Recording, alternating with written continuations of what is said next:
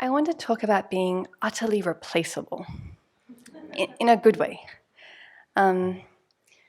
So before the winter retreat, I was asked whether I would shift one of the areas of service that I do, with Venerable Jampa going to offer service to study in Germany. Event management is open. And so I will be helping there and moving out of the kitchen. And so I opened to this opportunity, looking at as an opportunity for growth, and to work with identities, opinions, preferences, and control. And it's a place where I'm very comfortable, I think, and I really enjoy caring for people with food. But will be a good experience to move into a sphere where I'm not so familiar with, and will learn and grow and be guided there. And I was thinking over the winter about how I wanted to engage in this transition in a way that would be beneficial for myself and others, wanting to look at what afflictions may arise within me, like clinging to identities or opinions or preferences and control. And a memory arose in my mind quite strongly with this phrase of "you are utterly replaceable." And this arose when in November 2014, I left my husband of 3 years because I wanted to explore the monastic path. And we were both living at the Buddhist center and quite tightly knit there, so I moved out. And I went through that. I knew there was still attachment there, but I was quite strong, very clear in my mind that I wanted to go on a different path in life than we were heading together. And so a few months passed, and then in, I think about February that year, the next year, it became clear that he had a new partner. And my initial response was, what? we were together, we were married for 3 years, and in 3 months you find someone else? So, first of all, it was like, oh, still attached, are we? That was good to see. But what came next was, yes, you are utterly replaceable. This is samsara. We've been together before, we've separated before, we've been mother, father, child, sister, brother. This is just part of the cycle. There is nothing so special about me that someone else couldn't come in and very easily fill the hole. What I perceived that I would be leaving a hole. Because he told me that I was. So, and then for the next 2 years, as I continued to live there, both of us in this small university town, involved in the same Buddhist center, going there multiple times a week. The three of us coexisted and found the way where repeatedly I could see I had to keep coming back to, you are utterly replaceable. And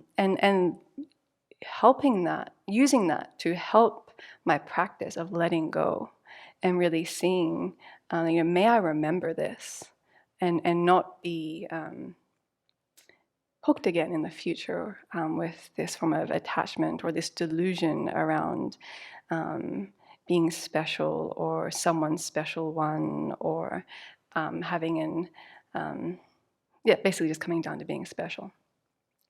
And so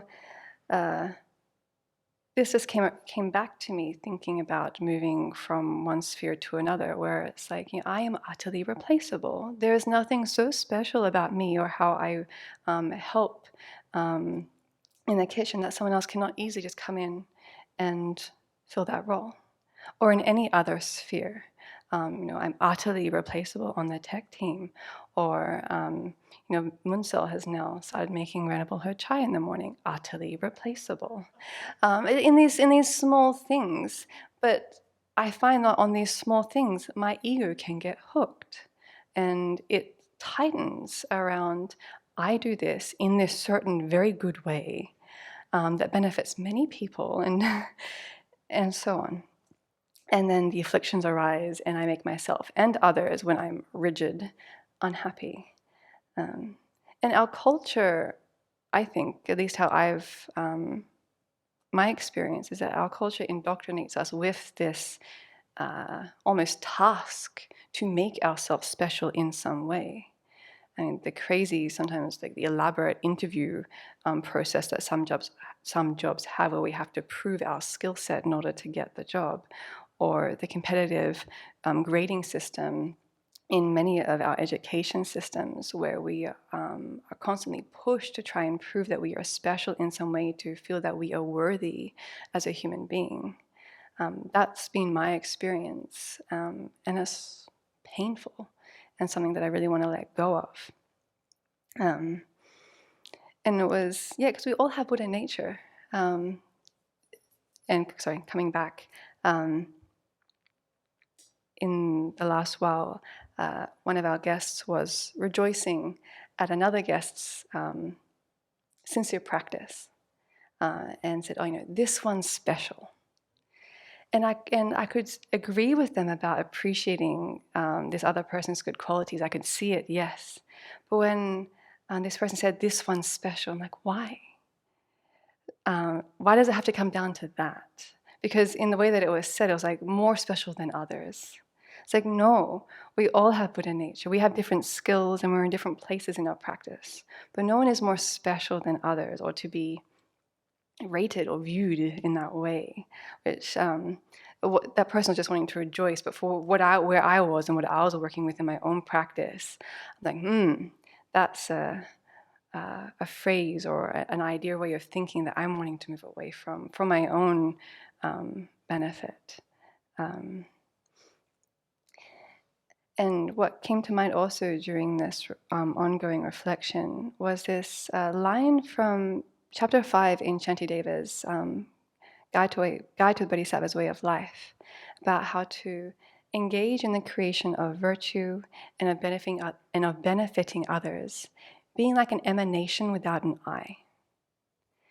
And that imagery is just so beautiful, because it stands in stark contrast to how, when I'm afflicted and I'm going about a task, I am big. I'm short, but I am big.